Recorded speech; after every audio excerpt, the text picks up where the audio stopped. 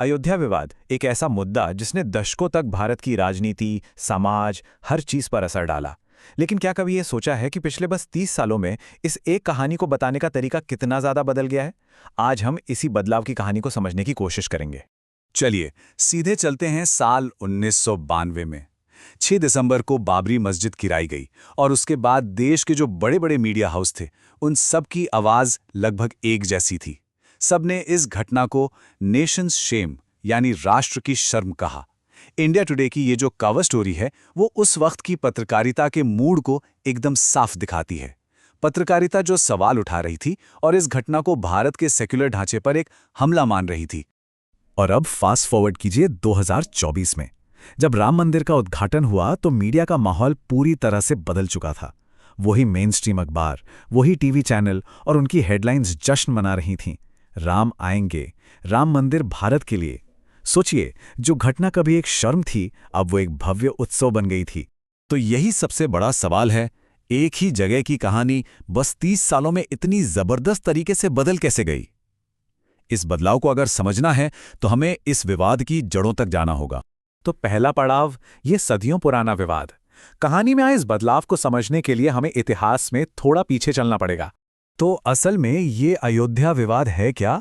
ये उत्तर प्रदेश के अयोध्या शहर में जमीन के एक टुकड़े को लेकर एक राजनीतिक, ऐतिहासिक और सामाजिक धार्मिक बहस है। हिंदुओं की मान्यता है कि ये जगह भगवान राम की जन्मभूमि है और ठीक इसी जगह पर बाबरी मस्जिद बनी हुई थी।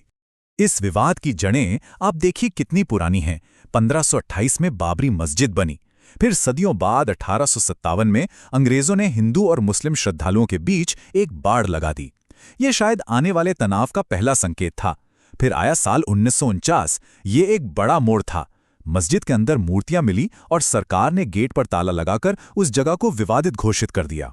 और फिर 1986 में एक कोर्ट के ऑर्डर से वो ताले फिर से खोल दिए गए और बस यहीं से मंदिर आंदोलन को एक नई ऊर्जा मिल गई। अगला पड़ाव 1992 का विध्वंस।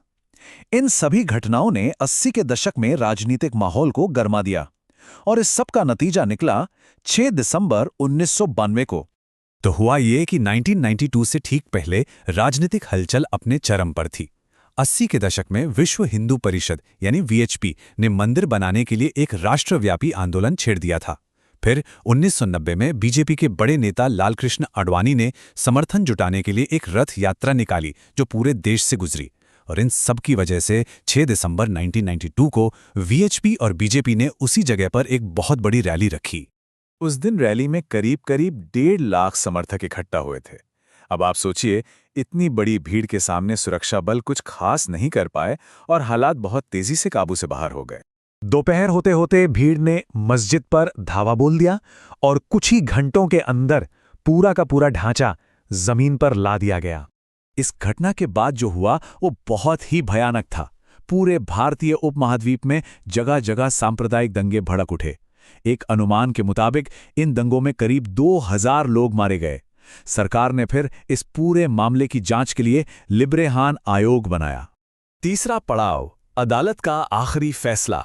विध्वंस के बाद ये लड़ाई जमीन से उठकर सीधा कोर्ट पहुंच गई और दशकों तक चलती रही। सोचिए, दशकों तक इस जगह का भविष्य कोर्ट कचहरी में ही उलझा रहा। दोनों पक्ष अपनी अपनी दलीलें देते रहे, ऐतिहासिक दस्तावेज पेश हुए, पुरातात्विक सबूत रखे गए और देश की अदालतें इस पेचीदा मामले की सुनवाई करती रहीं। इस केस में एक बड़ा टर्निंग पॉइंट आया साल 2003 में। तब कोर्ट ने आर्कियोलॉजिकल सर्वे ऑफ इंडिया यानी एएसआई को उस जगह की खुदाई करने का आदेश दिया। अब एएसआई की रिपोर्ट में ये तो पता चला कि मस्जिद के नीचे एक बड़ा गैर इस्लामिक ढांचा था, लेकिन रिपोर्ट ये साबित नहीं कर पाई कि क्या उस ढांचे को खास तौर पर मस्जिद बनाने के लिए ही तोड़ा गया था। तो ये लंबी कानूनी लड़ाई 2 बड़े फैसलों पर आकर रुकी।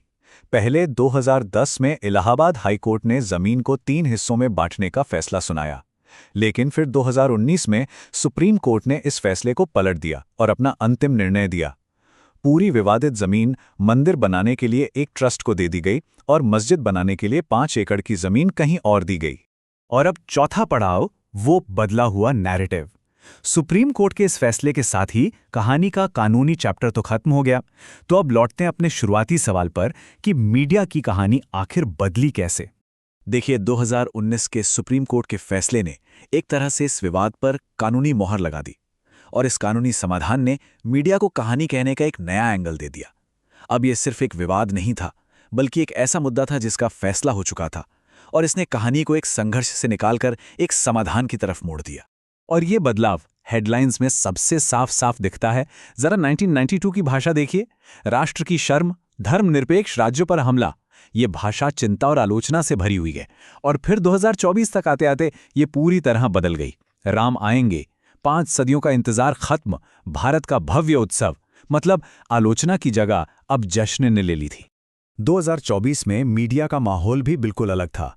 न्यूज़ चैनलों ने इस इवेंट के लिए स्पेशल थीम बना ली थी। कई रिपोर्टर्स भगवा कपड़ों में नजर आए। कवरेज का पूरा फोकस उत्सव पर था और मस्जिद के इतिहास या उसके विध्वंस की बातें कम ही सुनने को मिली।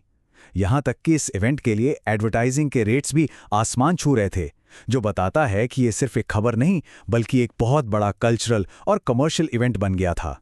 और ये सब हमें एक आखिरी सवाल पर लाकर छोड़ देता है। क्या मस्जिद के एक फिजिकल स्ट्रक्चर के हट जाने से वक्त के साथ साथ मीडिया का ध्यान और कहानी कहने का उसका अंदाज दोनों बदल गया है? ये एक ऐसा सवाल है जो हमें घटनाओं, हमारी यादों और मीडिया के बीच के इस उलझे हुए रिश्ते के बारे में सोचने पर मजबूर करता है।